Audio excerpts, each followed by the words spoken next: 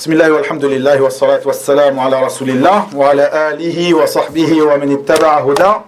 Amma ba'du, aujourd'hui, le 9 du mois de Rabi'in al-Akhir de l'année 1443 de l'Hégire, nous entamons le 6e cours de notre série de cours sur le commentaire du livre Al-Usul al-Sitta, les 6 fondements de Cheikh al-Islam Muhammad ibn Abdul Wahhab ibn Sulaiman At-Tamimi, rahimahullah ta'ala. Il dit, rahimahullah azza wa jal, dans le sens de ses paroles. Allah, subhanahu wa ta'ala, a indiqué qui étaient ses alliés et les a différenciés, ses alliés. Ici donc, Al-Wali, Al-Awliya. Allah, subhanahu wa ta'ala, a indiqué qui étaient ses alliés et les a différenciés de ceux qui se font passer pour eux parmi les ennemis d'Allah, les hypocrites et les transgresseurs. Un verset de la sourate La famille de Imran suffit pour expliquer ce fondement. Il s'agit de sa parole. Tabaraka wa ta'ala, dans le sens, dit, si vous aimez vraiment Allah, suivez-moi, Allah vous aimera alors. Et un verset de la sourate La table servie, Al-Ma'ida, il s'agit de sa parole, subhanahu wa ta'ala, dans le sens, ô les croyants, quiconque parmi vous apostasie de sa religion, Allah va faire venir un peuple qu'il aime et qu'il l'aime. Ainsi qu'un verset de la sourate Yunus, il s'agit de sa parole, ta'ala, dans le sens, en vérité, les bien-aimés d'Allah seront à l'abri de toute crainte et ils ne seront point affligés. Ceux qui croient et qui craignent Allah. Puis la situation devint telle que, d'après la plupart de ceux qui prétendent détenir la science et prétendent être les guides pour l'humanité et des gardiens de la religion, les alliés d'Allah devaient délaisser le suivi des messagers. Ainsi, quiconque les suivait ne comptait pas parmi ses alliés, parmi l'awliya. Et ils devaient délaisser le combat dans le sentier d'Allah. Ainsi, quiconque y participait ne comptait pas parmi eux.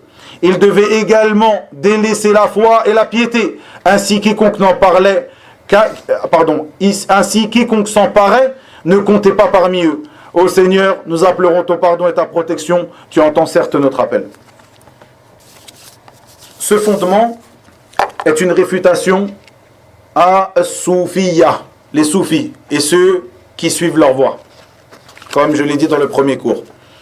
Ici, Cheikh al-Islam, rahimahullah, va s'appliquer à détailler et déterminer qui sont les alliés d'Allah, tabaraka wa ta'ala, al-awliya, de même que ceux qui n'en font pas partie, et qui se prétendent, ou que l'on prétend d'eux, qu'ils sont des alliés d'Allah. Encore une fois, ils ne se contentent pas de détailler le bien, mais ils détaillent le bien et le mal, ce qui le contredit, afin de s'en prémunir. Le Cheikh Abd Salam ibn Barajas, rahimahullah ta'ala, dit, dans le sens de ses paroles, le Cheikh, rahimahullah, est venu avec ce fondement, car la plupart de l'égarement des gens est venu du fait qu'ils ont mis certains pieux, certains mujtahidin, c'est-à-dire ceux qui font des efforts dans leur religion, à une place qui n'est pas la leur. Puis, les gens leur ont imputé des droits, ont imputé à ces awliya, à ces alliés réels, des droits. Comme je l'ai dit précédemment, on a vu que certaines personnes de qui les gens prétendent que ce sont des awliya étaient réellement des pieux, des gens de science, des rapprochés d'Allah tabaraka wa ta'ala dans leur vie.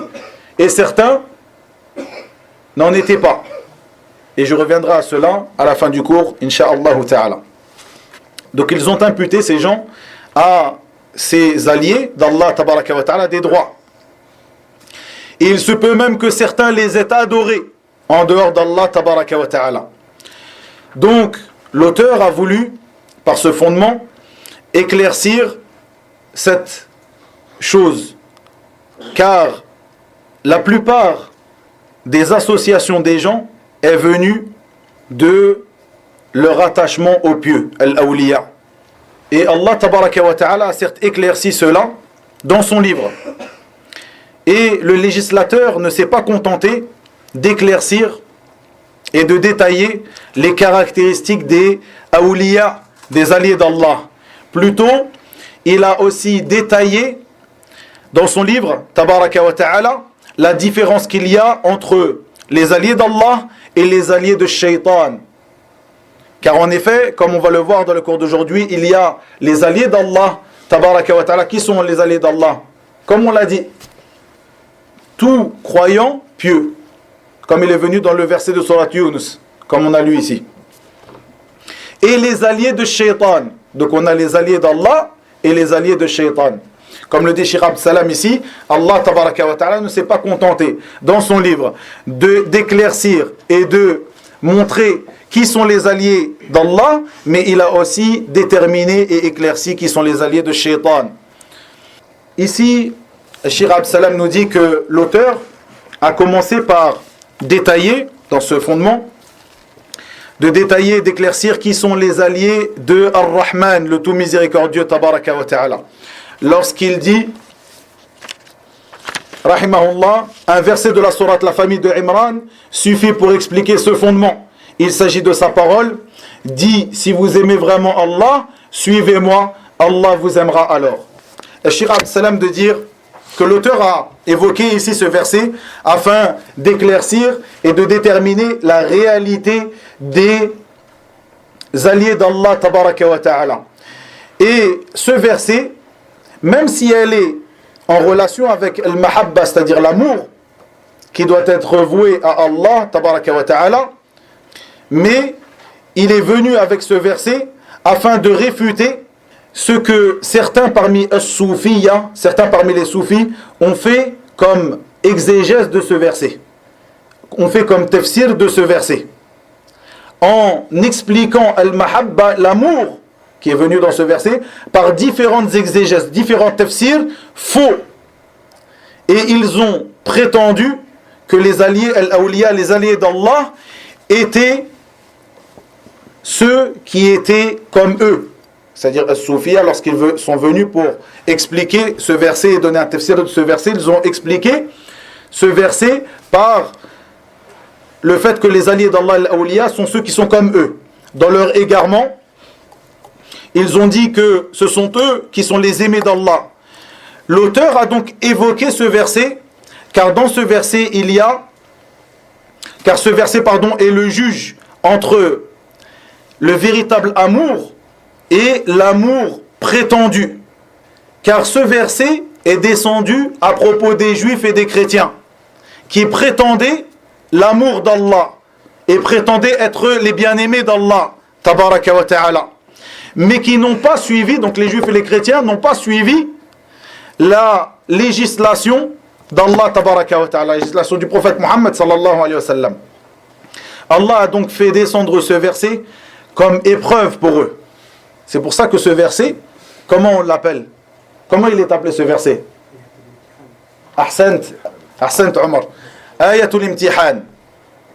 Qul in kuntum tuhibbuna Allah fattabi'uni yuhibbukum Allah. Dit, si vous aimez Allah,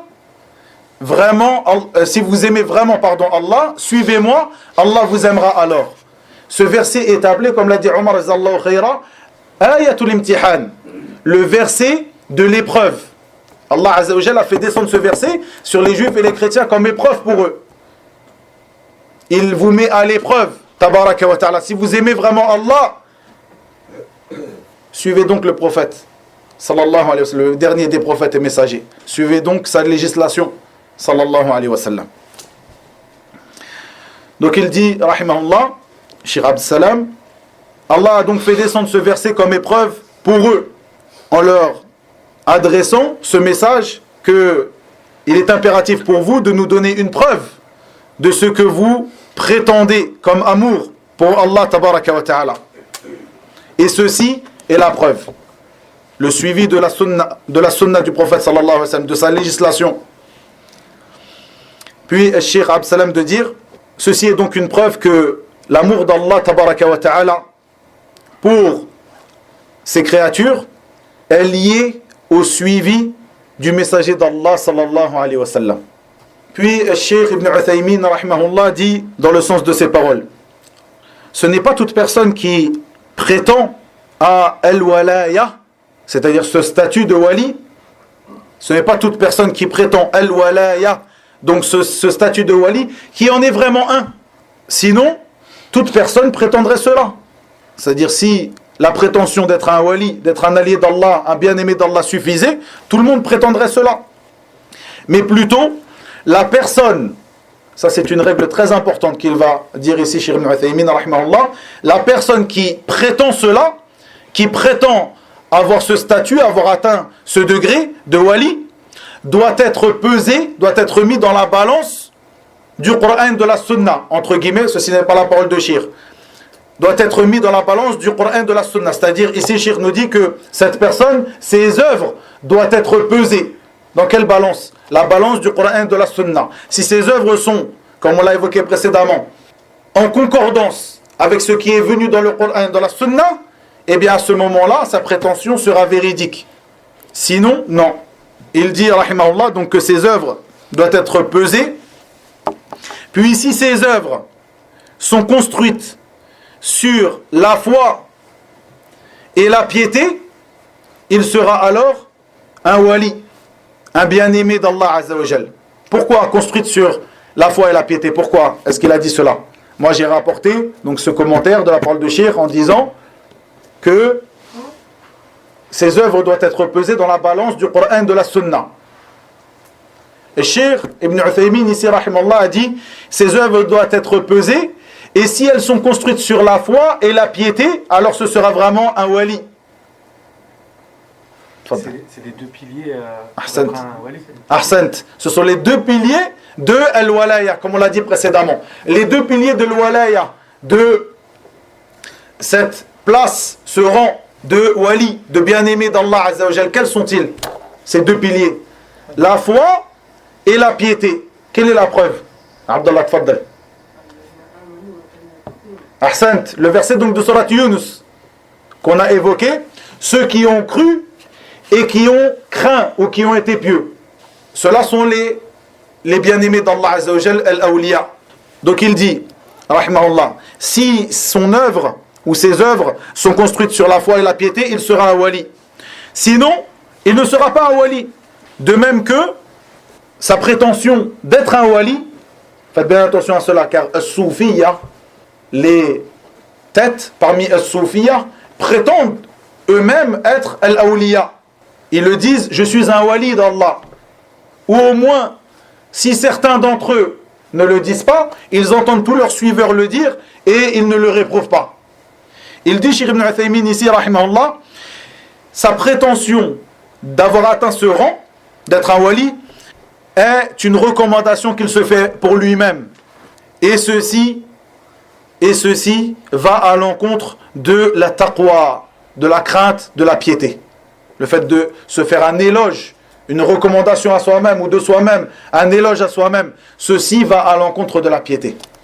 C'est-à-dire que si nous disons que le wali, c'est celui, nous le disons, c'est Allah tabaraka wa ta'ala qui dit cela. Ala inna awliya Allah la khawfun alayhim wa la hum yahzanun alladhina amanu wa kanu yattaqun. Alladhina amanu, ceux qui ont cru, wa kanu yattaqun, et qui ont été pieux, qui ont craint.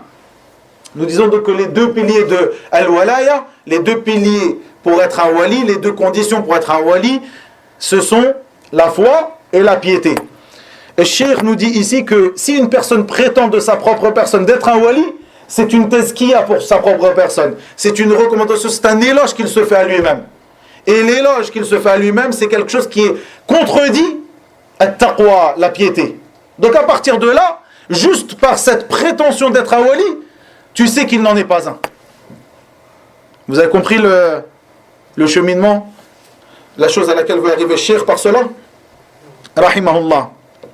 Puis Cheikh de dire, Cheikh Ibn Uthaymin rahimahullah, les gens du fond, parmi ceux qui exagèrent, parmi as-soufiyya, parmi les soufis, prétendent que al-wali a un plus haut degré que le messager, qu'un messager d'Allah, alayhimus salatu wassalam, et que la science de l'wali est en dessous un petit peu en dessous de la science du prophète.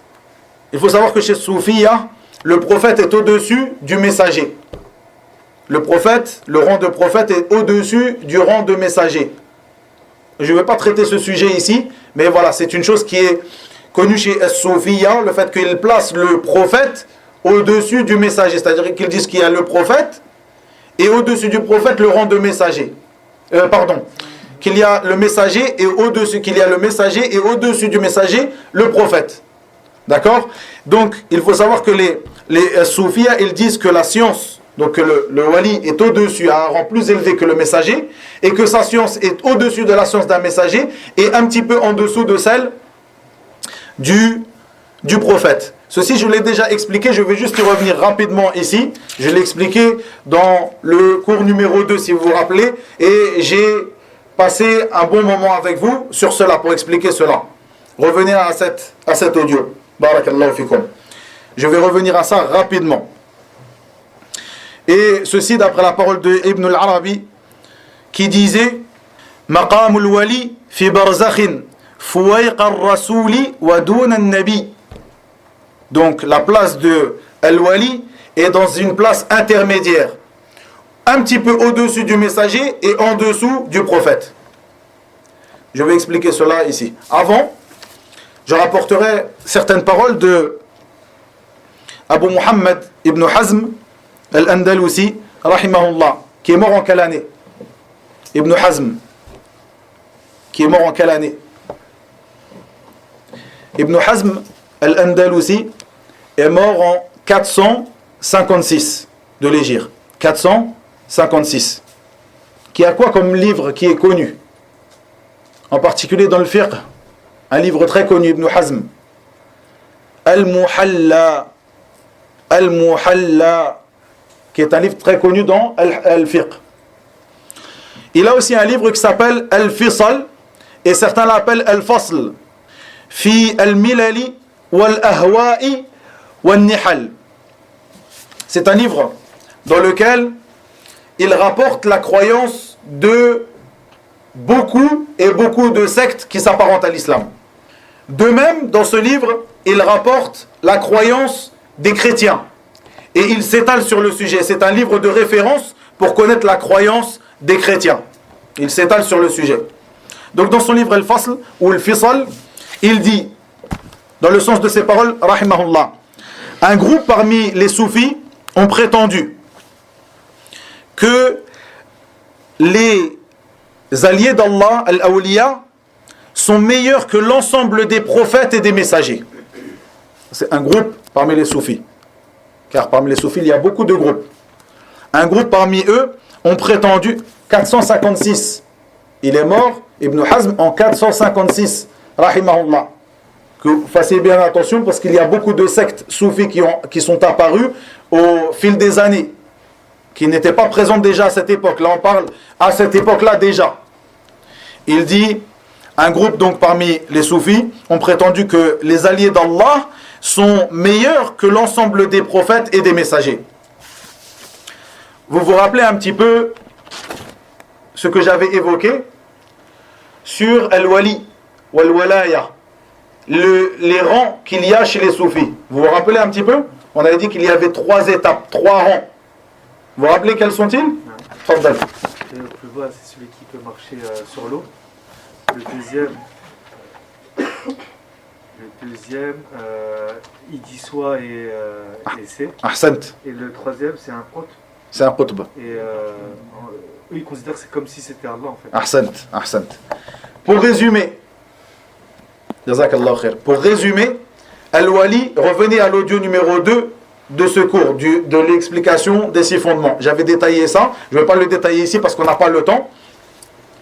Mais Al-Wali, il est de plusieurs degrés chez As-Soufiyya. Le plus bas degré, ça consiste à ce qu'une personne marche sur l'eau, vole dans les airs, c'est-à-dire qu'il a des miracles comme cela. À partir de là, c'est un wali. Le deuxième degré, c'est que cette personne, lorsqu'elle dit kun, soit une chose est, c'est-à-dire qu'il a le pouvoir de créer. Ça, c'est le degré intermédiaire, ce n'est pas le degré le plus haut chez As-Soufiyya. Le plus haut degré, c'est al-qutbaniyya, c'est-à-dire que c'est un qutb. Et le qutb, j'avais expliqué, revenez à cet audio, j'avais expliqué un peu plus en détail ce que c'était, mais en définitive, le qutb, il lui donne les attributs d'Allah tabaraka wa ta'ala. Cette personne-là, il est capable de se déplacer dans la création comme il veut. Il a la science de toute la création. Il peut, si déjà le degré inférieur, il peut créer celui-là à plus forte raison. Et il lui donne les attributs d'Allah, comme l'a dit le frère. Jazallahu khayran. Ça, c'est le wali chez As-Soufiyya. Écoutez ici, Ibn Hazm, il dit à la fin de cette parole, je vous lis juste la fin ici pour que vous compreniez pourquoi j'ai rapporté aussi cette parole.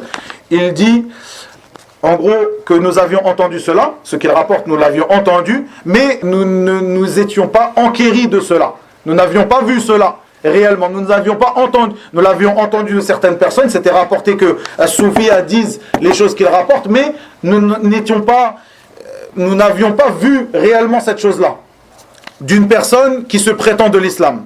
Jusqu'à ce que nous ayons trouvé cette parole dans leur livre, c'est-à-dire, et que nous l'avions rapporté, donc nous l'avions rapporté dans ce livre, Al-Fasl ou Al-Fisal.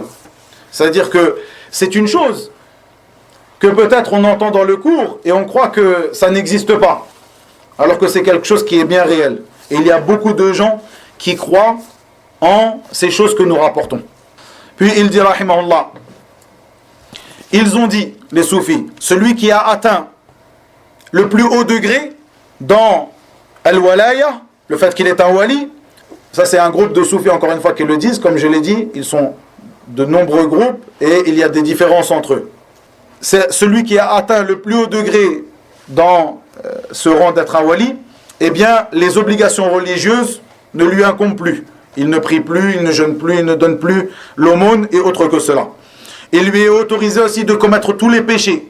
Toutes les choses interdites, ceci est autorisé. De faire la fornication, de boire de l'alcool et autre que cela.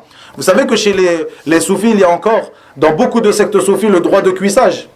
Vous savez ce que c'est que le droit de cuissage? C'est-à-dire qu'une personne, un adepte de la secte, de la voie soufie, vient de se marier, il amène sa femme, comme chez les chiites, comme chez les chiites al-rawafid. Il amène sa femme auprès du shir de la voie soufie qui lui déflore la jeune mariée avant le marié lui-même. Ça c'est encore présent chez eux. Bien sûr ça n'a rien à voir avec notre religion bifadlillahi tabaraka wa ta'ala. Donc les interdits lui sont autorisés et Ibn Hazm nous dit ici il s'autorise les femmes des autres. 456, on ne parle pas de sectes contemporaines, bien que ces sectes contemporaines, ces voies soufis contemporaines s'autorisent aussi ces choses-là. Mais regardez, depuis cette époque, Ibn Hazm, un grand savant comme lui, ce n'est pas n'importe qui parle. Comme si on dit que ce sont des choses qu'on a entendu ça, mais c'est pas vrai. Déjà à cette époque-là, il s'autorise les femmes des autres. Puis il dit, rahimahullah, certains ont dit, nous voyons Allah et nous lui parlons. Et tout ce qui est jeté dans notre fort intérieur, tout ce que Allah Azza wa Jal, c'est ce qu'ils prétendent, alors que c'est bien Iblis, la'natullahi alayh, qui jette ces choses-là dans leur fort intérieur. Tout ce qui est jeté dans notre fort intérieur est vérité. Dès qu'il a quelque chose qui lui traverse l'esprit, c'est une vérité. C'est pour ça que Soufiyya, lorsqu'ils sont noyés dans le soufisme, ils ne s'opposent pas à toutes ces inepties et toutes ces choses extravagantes que peut faire ou demander le shir de la voie soufie. Combien de vidéos vous pouvez voir même sur internet depuis qu'il y a ces moyens de communication comme YouTube, etc., où des soufis, ils se prosternent devant ces gens-là. Des soufis, comme on l'a vu la dernière fois, ils disent un tel, c'est lui Allah. Des soufis qui font telle et telle et telle chose parmi les interdits d'Allah tabaraka wa ta'ala.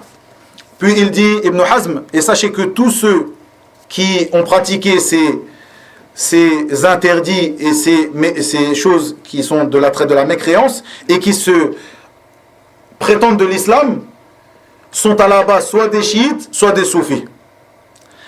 Il y a parmi les soufis ceux qui disent celui qui a connu Allah, vous vous rappelez, on parlait du connaisseur d'Allah, celui qui a connu Allah, il ne lui est plus obligé de faire les obligations religieuses.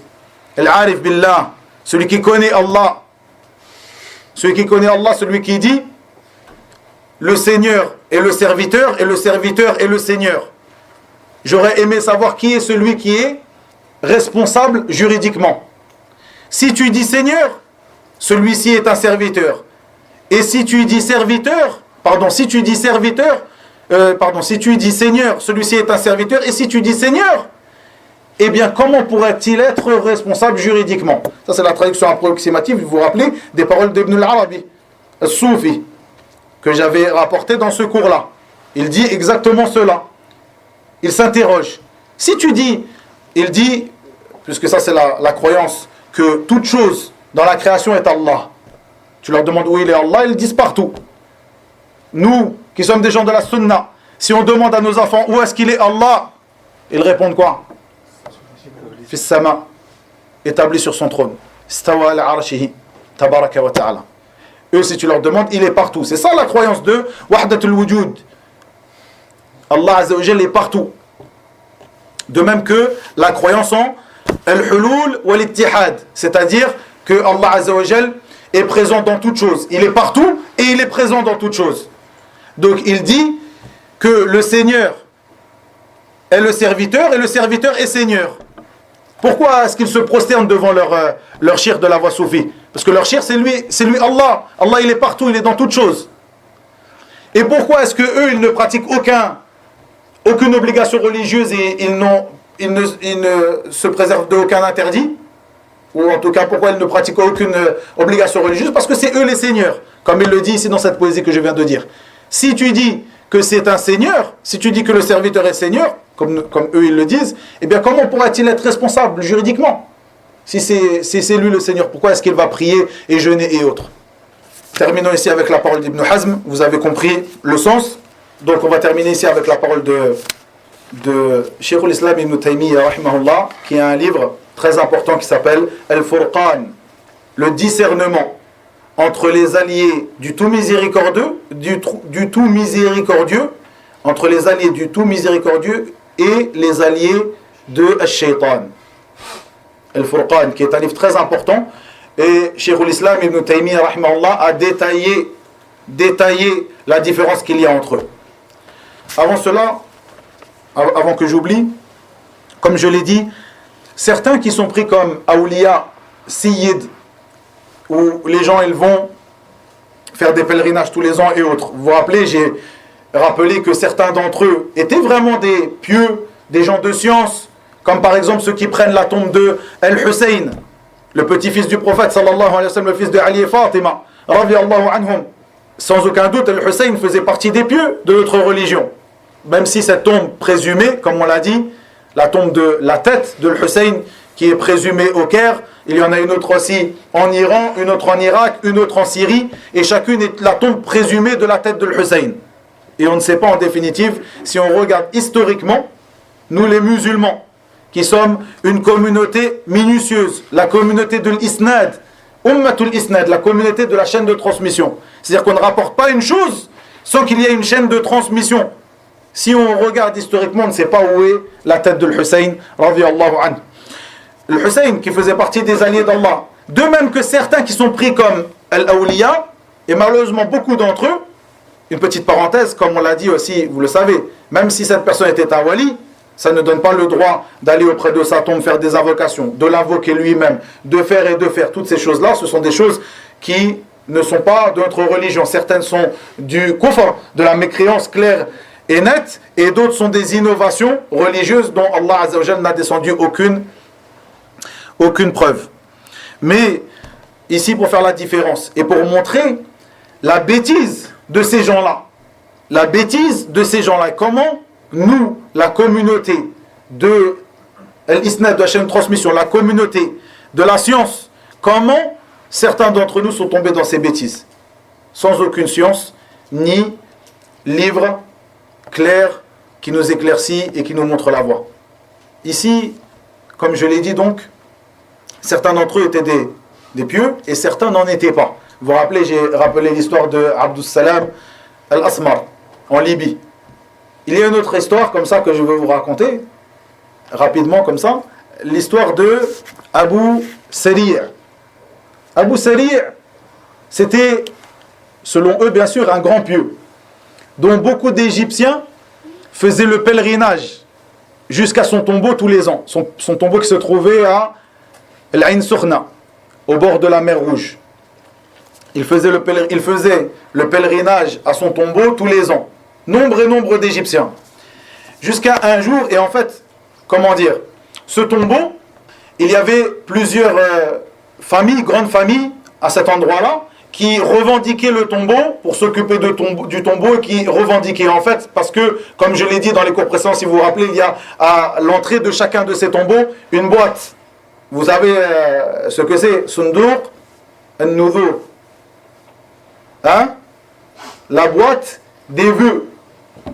Tu viens, tu fais une demande ou un vœu, comme ils le disent malheureusement. Regardez l'état de notre communauté. Des choses que les associateurs font lorsqu'ils regardent une étoile filante passer ou lorsqu'ils regardent telle chose et tout, ils disent ferme les yeux et fais un vœu. Nous on va dans des endroits comme ça, on va faire un vœu. On met un billet dedans et on fait un vœu. Des boîtes à vœux. Donc dans l'ensemble de ces mausolées, tu trouveras la boîte à vœux. Et donc il y avait une boîte à vœux. Donc on comprend très bien pourquoi ces deux familles se disputaient le tombeau et le fait qu'ils revendiquaient le tombeau et le fait de s'occuper de ce tombeau, puisqu'il y avait un bien. Jusqu'à ce qu'il y a eu vraiment, c'est arrivé ils se sont presque battus pour cela. Et ils sont arrivés au fait qu'ils allaient déplacer le tombeau. Ils allaient le déplacer pour telle et telle raison par rapport à ces bagarres qu'il y avait entre eux, etc. Quand ils ont déplacé le tombeau était ouvert.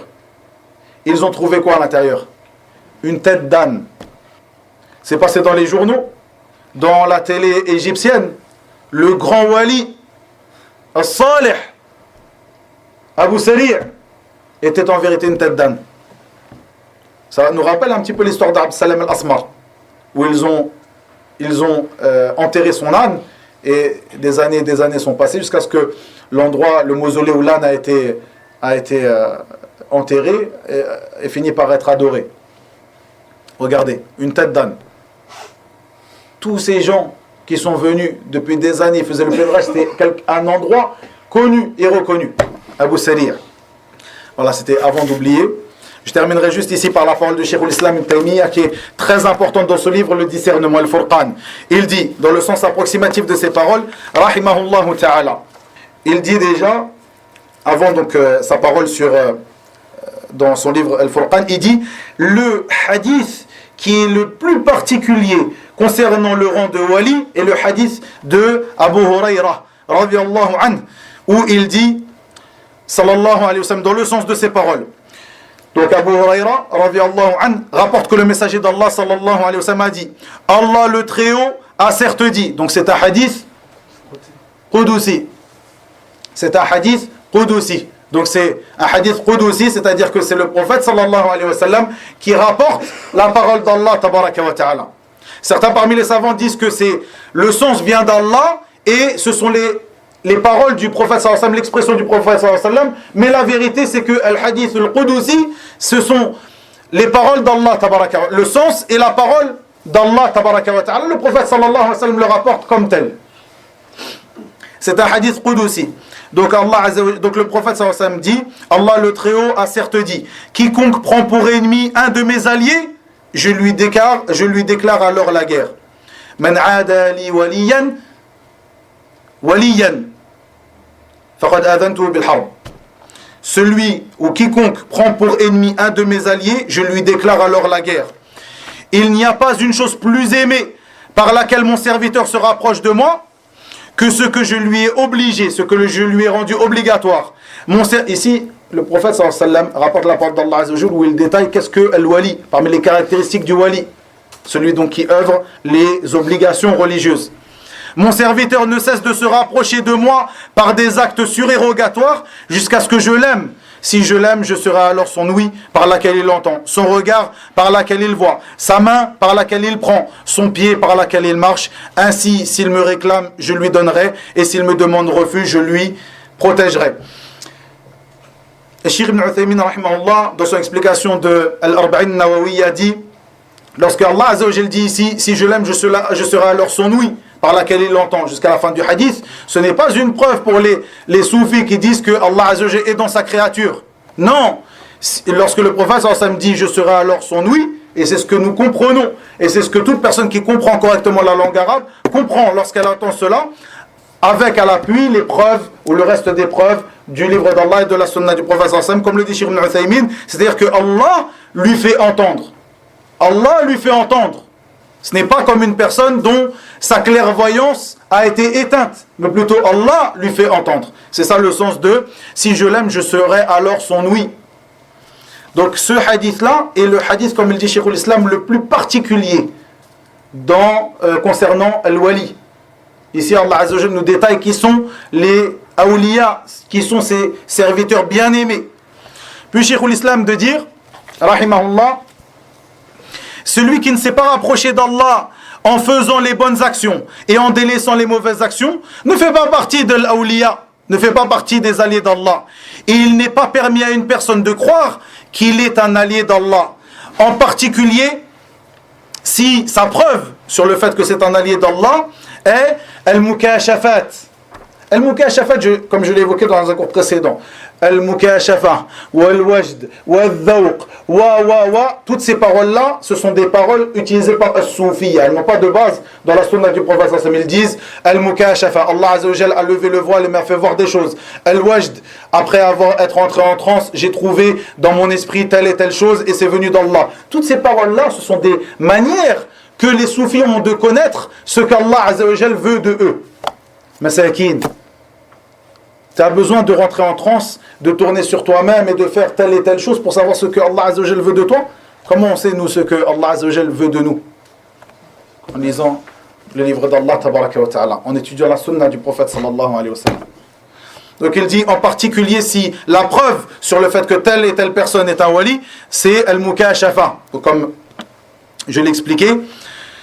Puis il dit, et il n'est pas autorisé à quelqu'un de prendre comme preuve cela, donc al-mukashafa et autres, pour dire qu'une personne est un wali d'Allah Azza wa Jal, s'il ne sait pas, et ceci même s'il ne sait pas, que cette personne-là fait une chose qui contredit le rang de wali.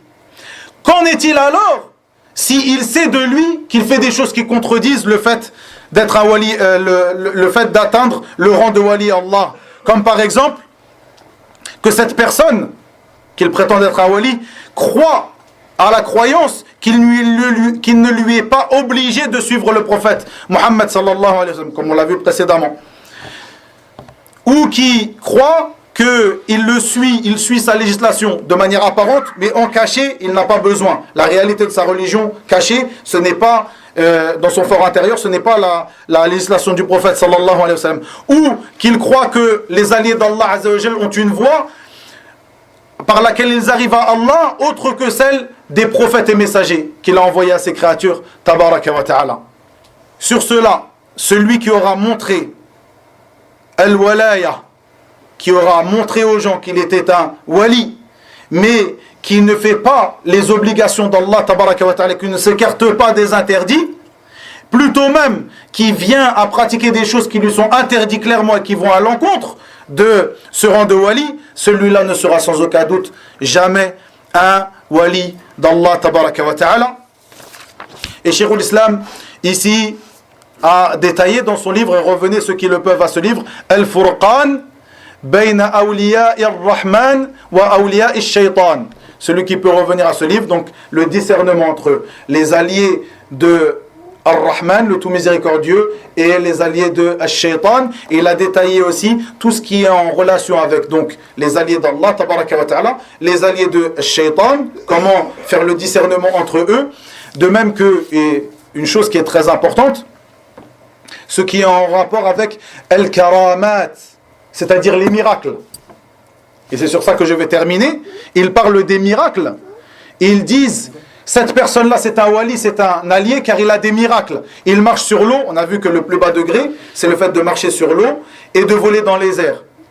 Et comme l'a dit Cheikh Ibn Uthaymin, rahimahullah, comment tu fais pour savoir si ce miracle-là lui a été donné par Allah ou il est aidé par Ash-Shayatin? Comment tu le sais? Et Cheikh Ibn Uthaymin nous a donné le mizan, nous a donné la balance tout à l'heure. Tu mets son œuvre, celle-ci, dans la balance du Coran, de la Sunna. Tu vois une personne qui ne pratique pas ce qui est venu dans le Coran et dans la Sunna. Tu vois une personne qui fait partie des gens de l'innovation, qui n'a pas la croyance de nos pieux prédécesseurs. Une personne qui est, sans aucun doute cette chose-là, avec laquelle il sera venu, c'est une chose, une œuvre qu'il a pratiquée par l'aide des shayatin, des diables, parmi le djinn, ou l'ins, parfois. Mais si cette personne, c'est une personne qui fait partie des pieux, réellement, des gens de la sunna, que sa croyance est la croyance des gens de la sunna, à partir de là, on dira que c'est un miracle venant d'Allah, comme celui qui a été donné à Omar ibn al-Khattab, radiyallahu anhu, lorsqu'il a dit « Ya sariyatu al-jabala » un jour où Omar, lorsqu'il était, radiyallahu anhu, lorsqu'il était le gouverneur des croyants, radiyallahu anhu, et qu'il était sur le minbar, et que Allah Azza wa Jalla lui a fait voir cette expédition qui était menée par Sariya, radiyallahu anhu. Sariya, qui était en train de monter une montagne, une falaise, il était en expédition, et de l'autre côté de la falaise, que lui et son expédition ne pouvaient pas voir, un groupe d'ennemis, d'adversaires. Et Omar, qui était sur le minbar, a vu, Allah Azza wa Jalla lui a fait voir cette chose-là, et a appelé, Ya Sariyatu, il l'appelle Ya Sariya, Al-Jabal, c'est-à-dire fais attention à la montagne, c'est-à-dire de l'autre côté de la montagne. Lorsque l'expédition avec Sariya sont revenus, ils ont dit qu'ils avaient entendu la voix de Omar leur dire de faire attention à Al-Jabal. Omar ibn al-Khattab, radiyallahu anhu, le deuxième meilleur de cette communauté après Abu Bakr, et bien sûr après son prophète, sallallahu alayhi wa sallam. Sans aucun doute, ceci est un miracle d'Allah, tabaraka wa ta'ala, qui lui a donné, ou un signe qu'Allah, tabaraka wa ta'ala, lui a donné. Et comme le dit Cheikh l'Islam, pour résumer ici, pour ne pas tarder, il dit que les miracles ou les signes d'Allah tabaraka wa ta'ala, ce qu'on appelle al-karamat, sont donnés en fonction, Allah Azza wa Jalla les donne en fonction du besoin de la personne ou du besoin des gens qui sont autour de lui. Combien, dans le sens de ces paroles, le résumé de ces paroles, rahimahullah, par rapport à cela, combien de pieux de notre communauté ne se sont pas vus attribuer ces miracles, ces karamat. À leur tête, as-sahaba, qui sont les meilleurs des hommes, après le prophète sallallahu alayhi wa sallam, après les prophètes, alayhim salatu wassalam. Combien d'entre eux, alors que ce sont les meilleurs des hommes après les prophètes et messagers, n'ont pas eu de miracle, n'ont pas eu de karamat. Donc ce n'est pas le fait que la personne est meilleure et plus pieuse, etc., que Allah Azza wa Jalla va lui donner des miracles. Plutôt, en fonction du besoin de la personne ou du besoin des gens qui sont autour de lui. Donc, le fait de donner comme preuve que cette personne est impieuse, c'est pour cela qu'il a un miracle, ceci est faux. Et nous faisons tomber cet argumentaire par cette réponse que je viens de donner, le fait que combien parmi ces pieux, parmi les compagnons du prophète sallallahu alayhi wa sallam et les imams de la communauté ne se sont pas vus attribuer de miracles. Et combien parmi les alliés de Shiatin se sont vus attribuer des miracles. Une dernière chose, je termine là-dessus. Et Cheikh l'Islam Ibn Taymiyyah a eu une confrontation avec certains parmi les soufis devant un gouverneur. Et ces derniers, donc, pratiquaient des choses et ils prétendaient que c'était des miracles. Ils pratiquaient des choses qui sortent de l'ordinaire. Et ils prétendaient que c'était des miracles. Et Cheikh l'Islam Ibn Taymiyyah les a confrontés et leur a dit, venez, et on va se confronter devant le gouverneur. Il avait allumé un feu, demandé qu'on allume un grand feu, des braises. Et il leur a dit de passer donc dans ce feu. Ou c'est eux qui lui ont demandé, El-Muhim, dans l'affaire, Cheikh l'Islam leur a dit, chacun d'entre nous se lave entièrement, avant de passer dans le feu, il n'y a pas de problème. Et à ce moment, ils ont commencé à avoir peur. Parce qu'ils savaient, rahimahullah, que ces derniers mettaient une sorte de graisse sur leur corps pour passer dans le feu, et cette graisse les préservait du feu, de la chaleur du feu. Donc ils traversaient le feu, comme le font certains encore aujourd'hui. Ils marchent dans le feu, ils traversent le feu comme cela. Certains ils le font parce qu'ils sont en transe et ils ne sentent rien. Et certains ils le font parmi les soufis, et certains ils le font parce qu'ils utilisent des subterfuges, de la prestidigitation, du sihr, comme on l'a vu dans la khutbah de vendredi pour ceux qui ont assisté. Et donc, Cheikh l'Islam, qui était quelqu'un qui faisait partie des plus intelligents de ce monde, il leur a dit, vous vous lavez, on se lave, chacun d'entre nous, et après on passe dans le feu. Ils ont commencé à trembler et n'ont pas voulu passer. Et là, leur subterfuge a été dévoilé devant le gouverneur des musulmans. وإلى هنا وبالله التوفيق وصلى الله وسلم وبارك على نبينا محمد والحمد لله رب العالمين.